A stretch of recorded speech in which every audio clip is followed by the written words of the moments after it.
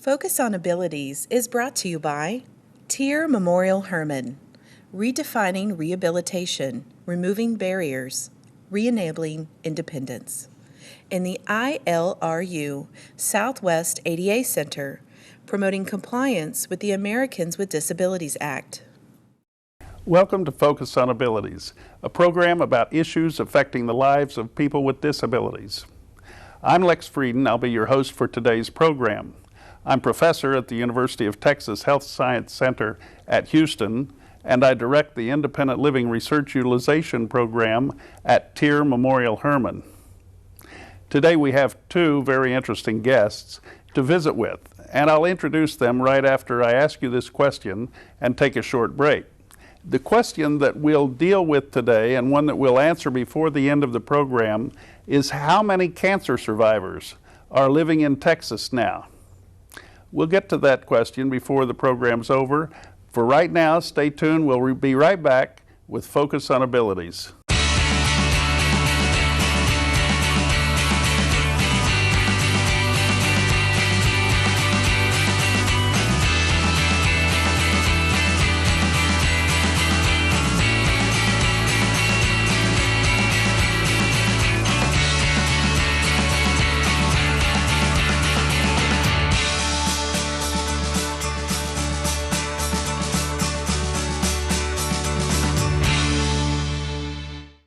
This is Focus on Abilities. Thanks so much for joining us today. We have two great guests in the studio, and I'm happy to introduce them now. First, Yasmin Tuchaai. Yasmin, welcome to Focus on Abilities. Thank you. And then Olusegun Popoola. Olu, thanks for being here today. Thanks, Dr. Lex Frieden. Now, Yasmin, you're a student, not at UT Houston, but at UT Austin, correct? That is correct. What brings you to Houston for the summer? So this summer I was chosen to be a CPRIT intern at UT Health Houston campus. So I came down to Houston to hang out and be with you and be under your mentorship. And Olu, what is your role with the program that Yasmin is engaged in? So I'm the program coordinator of the CPRIT Summer Program of the UT Health. We, as the program coordinator, I'm involved with recruiting the students. Usually, of course, we recruit the top students from schools and colleges all around the country. And we focus on people, the underserved groups, and the underserved minority, basically. So it's a focus on now, both of you mentioned CPRIT. Yasmin, do you know what CPRIT stands for? Yes, I do. The Cancer Prevention Research Institute of Texas. And Olu, CPRIT is a significant program in our state, funded by the legislature, and I think it's unique. There's not anything like it in anywhere else in the United States, is there? Correct, sir. The CPRIT program funds all kinds of research, I know, in the medical center and in other institutions around the state, but we also use it for training and education, and that's what the summer program's about, right? Yes, sir. It's a training grant to train and expose undergrads to research in the field of health informatics, health prevention, as well as, and they're actually innovative researchers, as well as they also get to take a class on innovative thinking by one of our the PI of the project, which is Dr. Batanes, and it's a fun program for them, and it exposes them to research. So how many students are in the program? So this year we had 21 students in the program, and we've had this program for the last 5 years, and in 5 years we've trained over 78 undergrad students from across the country, colleges and universities across the country. And you've said these students all compete for Yes. the summer program, and they're elite students, aren't Absolutely. It is highly competitive, and with a very rigorous screening to get the best and the top students from their fields of studies. Yasmin, how did you find out about the program? I found out through an email that was sent across to UT Honors students, so I applied after receiving that email. And was the competition rigorous? Yeah, I assume so. After hearing all the things all the hard work that Olu went through with the screening of the application. So, yeah. What are you doing at UT now? What year are you? What are you studying? Right. So I'm a rising junior at UT Austin, and I'm studying biology. Yes. That's And your my major. plans for the future? I hope to go to medical school in the future. Yeah. Now, this is not a Texas accent that you have, Yasmin. Where did you pick up that accent?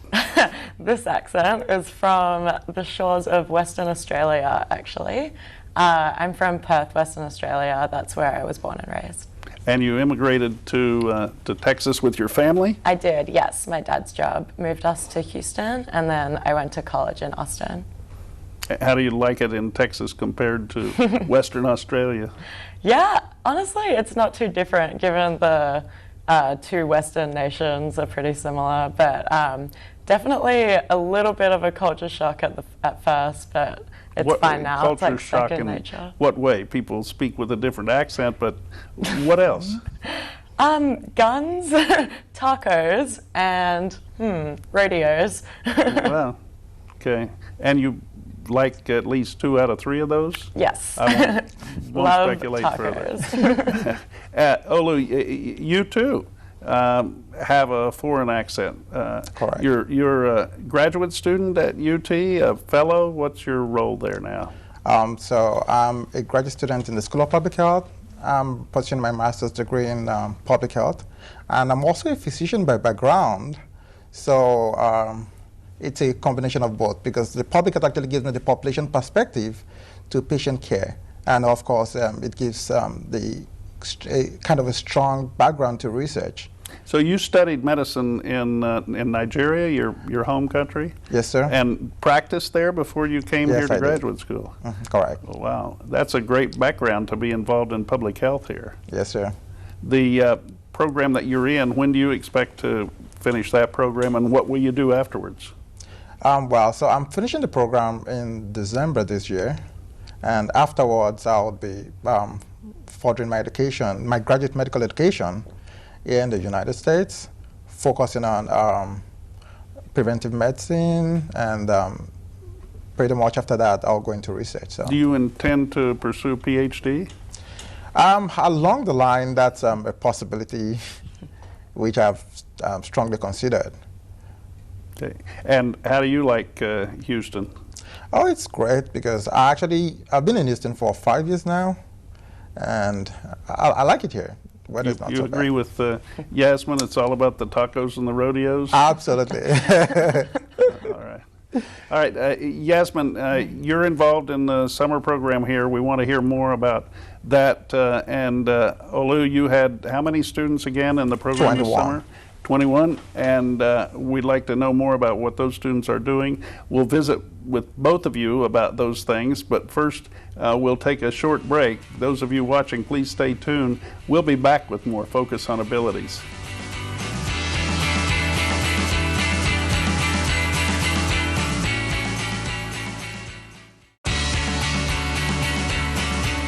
Welcome back to Focus on Abilities.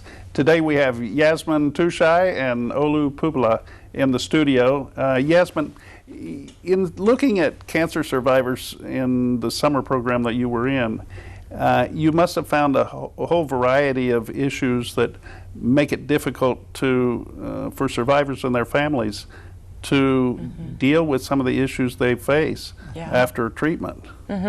Yes, some of those go from the attitudinal barriers that cancer survivors and their families face in society, but also down to the day-to-day activities that cancer survivors can't do now that they used to be able to do independently before their disability. I don't think people think about that very much when they have a diagnosis of cancer and then they see a physician, they get treatment.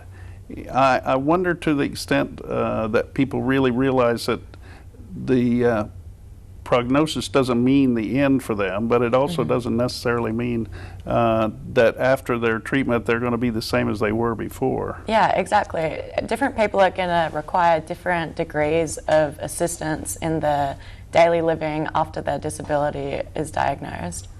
Olu, what are some of the kinds of impairments that people may have as a result of the cancer and the treatment for the cancer? Even though they're going to survive and have a long life, they will necessarily be affected by the cancer, right? Yes, majority get affected by the cancer, but looking at the fact that there's improving technology now, things have really changed over the years, and so cancer survivors pretty much can live a reasonably okay life, a good life, even after the diagnosis has been made and also with the treatment. And from what we've experienced and what we see, we realize that actually that's one of the good things about the CPRIT program, because it actually focuses on trying to address the issues that before they actually arrive, before they come to being. So several of them, people can have disabilities based on the type of cancer that they have. If it results in the amputation of a limb, right, or it affects the brain, then the disability could be more. So it's a varied. It's so varied. But to actually stop the cancer, some of the treatments, the ones we're most familiar with, involve chemotherapy, correct, and radiation of one sort or another. Those treatments are not free of risk. Absolutely, you're correct, sir. So most of those treatments also have their complications, and because they actually kill the cancer cells and they also kill the good cells in the body. And of course, a lot of people have the side effects from the treatment itself that makes them feel so bad, and that can actually affect their own personal feeling as well. Right. I guess most of us know someone who's been through at least one of those treatments. Yes. And the thing that we observe and we hear from our friends or family members that have faced that are the terrible sense of fatigue, and also yes, sometimes the challenge of maintaining a good attitude through that and so correct, on. Yes. It's not fair to say that those go away entirely even after the cancer is treated, right? That's right. So the stamina, I understand, is one of the most serious challenges, yes, for survivors to deal with. Yes, and some of them might not be able to go back to doing what they normally do before the diagnosis was made. Some of them eventually, after the treatment, they go back to what they do, and you won't even know that they were actually diagnosed with exactly. cancer. I mean, we know at least one famous bicycle rider who was a world champion after his cancer was treated. Exactly. So Lance Armstrong in that case. Yasmin, there are accommodations that can be made for yes, people, and in fact, according to the Americans with Disabilities Act, those accommodations are required to be made by employers. What sorts of things might an employer do to accommodate somebody who's been treated and has stamina issues, perhaps can't work 8 hours in a row? Right, so with the problem of fatigue, then perhaps a reasonable accommodation that an employee could request would be a reduced number of work hours, or even to be able to work at home. Because with stamina issues and loss of concentration going alongside that, then perhaps driving to work isn't the most suitable idea for a cancer survivor to have. So working from home, reduced number of work hours, and also an increased number of breaks in between their working hours, so that they can take a minute, refresh themselves, and then get back into work. And it's up to the survivor to actually request those accommodations from the employer. Yes. The employer's not necessarily required to go out and offer these kinds of accommodations, exactly, but if the cancer survivor or the person with a disability in this case has some kind of need and they believe a reasonable accommodation will enable them to work and be as productive as they have been, then they have the right to they have the right to request a reasonable accommodation, and then according to the ADA, the employer is required to enact that reasonable accommodation. Provided that it is Provided that it is reasonable, yes. Yasmin, you worked during the summer while you were in the ILRU program also with the ADA Technical Assistance Center at Tier Memorial Hermann. Were you privy to some of the calls that we got there? Yes, I sat in and listened to a number of calls. There were some very interesting ones from across the states that the Southwest ADA Center receives calls from. And I think if someone's watching this program who may have been a cancer survivor or somebody else with a disability who believes that a reasonable accommodation might suit them, they want assistance about that, or if an employer is watching and they're not sure how to respond to an employee might have asked a question, they can call the Southwest ADA Center. Do you remember the number? No, but I know it's a 1-800 number. It's 1-800-949-4232. Okay. 1-800-949-4232. Olu, any final comments or advice for cancer survivors? Well, I will just say that for cancer survivors, we have a lot of facilities held in the community for them. And thanks to the state of Texas doing a lot of work, a lot of tremendous work to address these issues as well as nationally. And they should just, as you said, feel free to contact the Southwest ADA Center. And Perfect. Thank you. Appreciate this discussion, and I hope you did as well. We'll be right back with more Focus on Abilities in just a minute.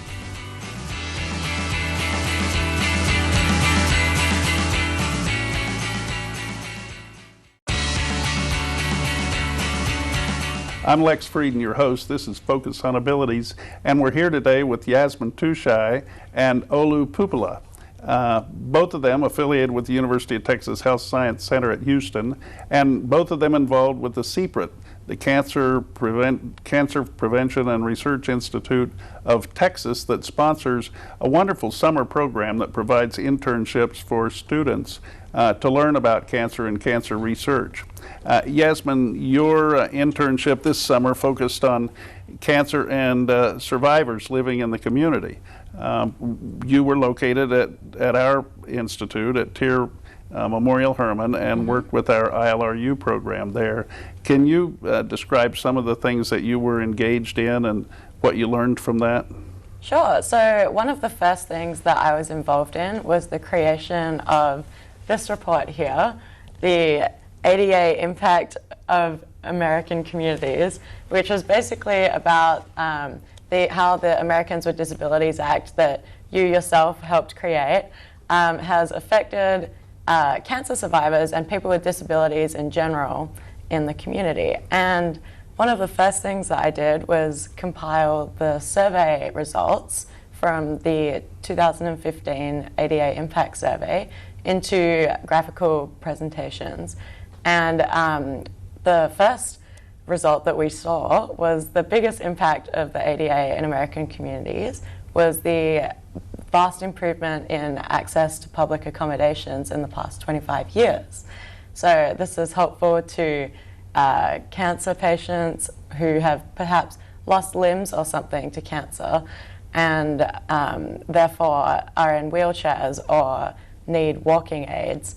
And now they can access public buildings without any problems. What was the biggest challenge you found, or the biggest gap in implementation of the ADA?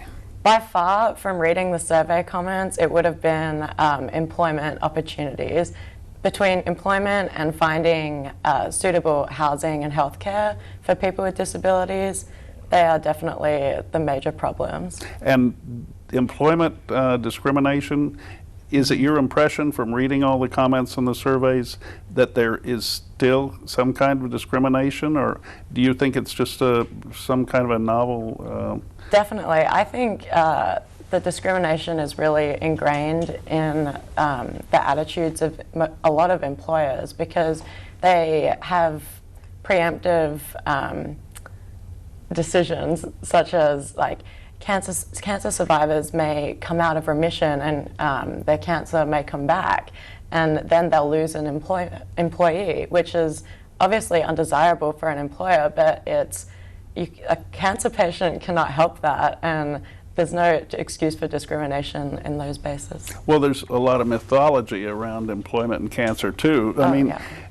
I think we found in some of our earlier surveys that some people believe that cancer is communicable. Oh yes, there's ridiculous ideas out there that cancer is contagious and the employers may be affected in some way by their employees' cancer, which is just ridiculous. And those are just examples, I guess, that come from that particular subset of the population. Yes. In addition to working on the survey, what else did you do, Yasmin?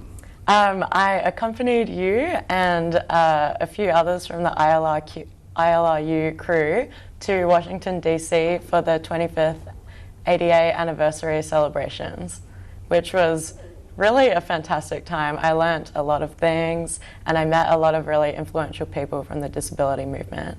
Give me an idea of the kinds of people that you found interesting there. Right, well for one, Jim Abbott, the Major League Baseball player who is pro, and he has one hand which is functional, and he gave an amazing speech on how he uses his disability and does things a little bit differently to become the amazing player that he was. He used gravity and his catching skills to flip over his glove and then throw the ball, and it was just amazing. And then besides him, Lois Curtis was another very amazing person that I saw. Now, Lois Curtis in history, I mean, she's just an ordinary person, but she did something nobody else had the courage ever to do before. Exactly. What was that? So she was the first person to be deinstitutionalized on the basis that she believed that she could live an independent life outside of an institution. Now, Lois is a person with an intellectual impairment. Yes. And she was living in a state-supported institution when her attorneys and her sued the state to get out. Oh, yes. And eventually, what court made the last decision on that? The Supreme Court. Exactly, yes. Which makes the Curtis versus Olmsted case very, very significant in the history of disability and independence in America. Oh, yes, definitely. It was kind of cool meeting Lois Curtis. Yeah. So, Olu, all of the students in the program this summer had different activities. Obviously, yes. Yasmin was involved in community-based services and resolving issues facing cancer survivors. What were some of the other students engaged in? So most of the students were actually engaged in research projects which are innovative, and they're projects that are investigator-initiated, and several of them worked in different fields, of course. We had people work in the Division of Health Promotion and Cancer Prevention, worked in health informatics. Any of them working in laboratories where they work with DNA and those kinds of research studies? Well, most of our own trainees practically work on the computational biology and analysis parts, but not necessarily in the laboratory setting. And some of them had to go to the field because our program kind of is more practical. It's practical oriented, and they get deep into the field to see what innovative investigators and people like you are doing to help improve the life of people who are people with disability. And now, Olu, at the beginning of the program, we asked how many cancer survivors were in Texas. You have an answer for that question, right? Currently, it's estimated that about 1 million cancer survivors are here in Texas. And I understand that Texas has a disproportionately high number of cancer survivors and also people who've been diagnosed with cancer. Correct. So a very good reason to have this CPRIT program. Yasmin, what would your recommendation be to undergraduate students who are looking for summer opportunities? Oh, definitely apply for the CPRIT program. It was just such an amazing experience, and I got to learn things that I never had considered before joining this program. So, Well, thank you for being our guest on Focus on Abilities Of course. today. And good luck to you in the Thank you. future with your goals. Become a physician. Thank you. Hopefully you can use what you've learned this summer in that process. Oh yes, I sure I will. And Olu, thank you very much for your leadership with the Fellows Program at thank you, Lex. UT Health Science Center. Yeah, I thank think you. it's a great opportunity. I'm glad that we've had the opportunity to be involved with several students over the years, and Yes. they've all been great students. They've done great work, and they've helped us a lot during the summers. And we look forward to working with you in the future years as well. Great. So I want to thank everyone for watching Focus on Abilities today. We've had Yasmin Tuchaai and Olusegun Popoola, two folks who've been involved with the CPRIT program here at UT Health, and I hope you learn more about the program. Please stay tuned. We'll be back with some closing comments.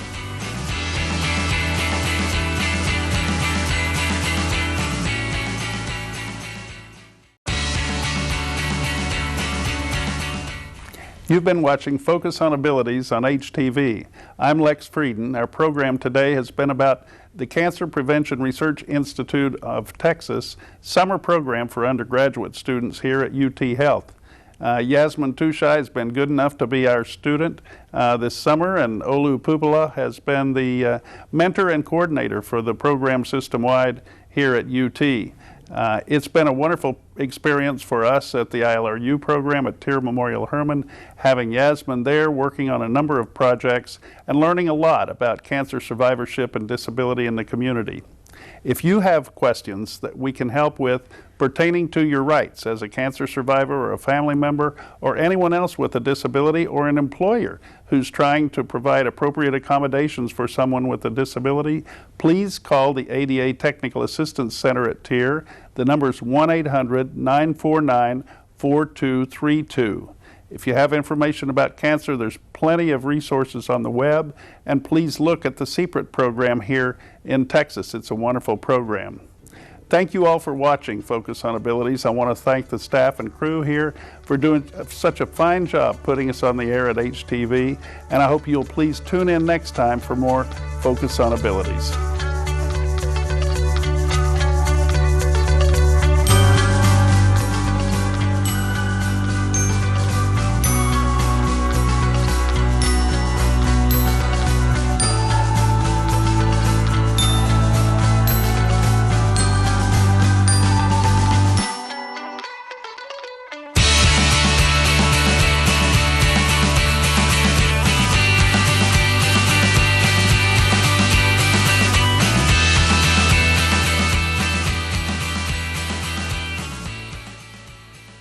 Focus on Abilities was brought to you by Tier Memorial Hermann, redefining rehabilitation, removing barriers, re-enabling independence, and the ILRU Southwest ADA Center, promoting compliance with the Americans with Disabilities Act.